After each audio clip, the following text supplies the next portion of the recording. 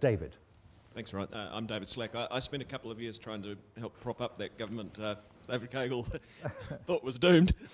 I'm more exercised by the question of where we're going to get the money from, and I thought your slide, Rod, was really interesting about the growth in export and where you're going to find that doubling, and clearly we can't from either dairy or tourism.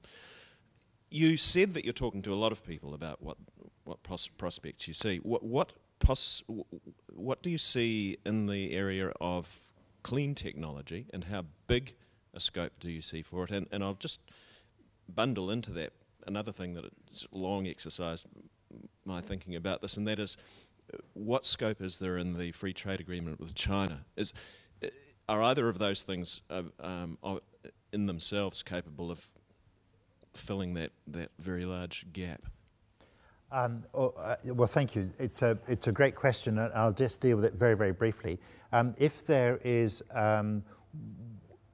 this is always a great temptation to say the one big thing that's happening, but still, I'll go for it.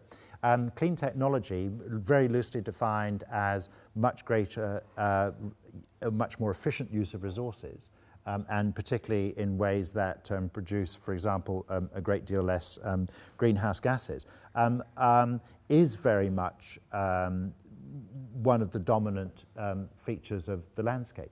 In the June issue, in the current issue, in the October issue of the Harvard Business Review, devotes most of the issue to that question of clean technology and sustainability being, the dominant driver of innovation now.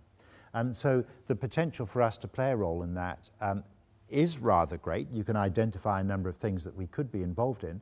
And if you wanted to make that case, we certainly don't have a science strategy or an innovation strategy or an education strategy